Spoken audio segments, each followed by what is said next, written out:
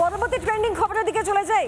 আরে পুজো আসছে তো, আর পুজো আসা মানে বিভিন্ন ক্লাবগুলিকে মমতা বন্দ্যোপাধ্যায় একেবারে অকশনের মতো লাফিয়ে লাফিয়ে টাকা বাড়ান। 85 থেকে 1,10,000 গিয়ে পৌঁছে গেছে। আচ্ছা ঠিক আছে, ভালো কথা, টাকা পাচ্ছেন, কিন্তু এবার টাকার হিসেব দিতে হবে, এর কোনো অন্যথা হবে না, কারণ কলকাতা হাইকোর্ট এই কথা বলে দিয়েছে। আগের নির্দেশ অনুযায়ী ভাই সঠিক নির্দেশ মেনে ইউটিলাইজেশন সার্টিফিকেট দাও, টাকা নাও, এর বাইরে কোনো অন্যথা হবে না। ওই যে টাকাগুলো বছর বছর ঢুকছে বিভিন্ন ক্লাবগুলোর কাছে পুজোর জন্য, সেই টাকা কোথায় ব্যবহার করা হচ্ছে, কিভাবে ব্যবহার করা হচ্ছে, তার হিসেব কী কী রয়েছে, সেই সমস্ত তথ্য আগে দিতে হবে, সেই হিসাব আগে স্পষ্ট করতে হবে, তারপর সেই টাকা ফেরত পাবে বা আবার ফের পাবে।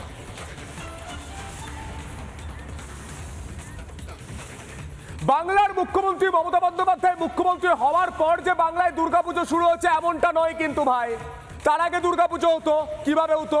চাঁদা তুলে হতো। কিন্তু মমতা বন্দ্যোপাধ্যায় এই ধারায় ব্যাঘাত ঘটান, বাধা দেন, বলেন চাঁদা বাধা তুলতে হবে না, আমি টাকা দিচ্ছি, পুজো করো, ঠিক আছে, কিন্তু সেই টাকা দিয়ে ভোট রাজনীতি করা হচ্ছে, কারণ সেই টাকাতেও দুর্নীতির গন্ধ পাচ্ছেন অনেকেই। সেই টাকার হিসাব নেই, সরকারি টাকা, আমার আপনার ট্যাক্সের টাকায় কেন হিসাব থাকবে না প্রশ্ন করছেন রাজ্যের বিরোধী রাজনৈতিক দলের নেতারা।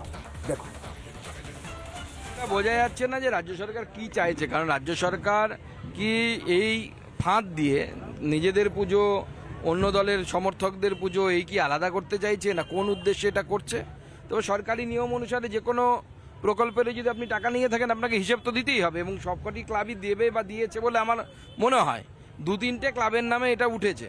হাইকোর্টের এই রায়কে স্বাগত জানাচ্ছে। একটা সরকার মন্দির তৈরি করতে পারে কিনা, পুজো কমিটিকে অনুদান দিতে পারে কিনা, ইমাম মুয়াজ্জিম পুরোহিতদের ভাতা দিতে পারে কিনা, এটারও কোর্টের বিবেচনা করা উচিত। যারা পুজো করেছে তারা হিসাব দেয়নি, আর হিসাব না দিতে পারার জন্যই তো টাকাটা দেওয়া। জুডিশিয়াল অ্যাক্টিভিজম এস্টাবলিশড হয়ে গেছে ওয়েস্ট বেঙ্গলে। নানা ধরনের কন্টেন্ট দেখার জন্য লাইক করুন, শেয়ার করুন আমাদের ফেসবুক পেজ, সাবস্ক্রাইব করুন আমাদের ইউটিউব চ্যানেল। পাশাপাশি অন্যান্য ব্রেকিং নিউজের জন্য অবশ্যই চোখ রাখুন রিপাবলিক বাংলায়।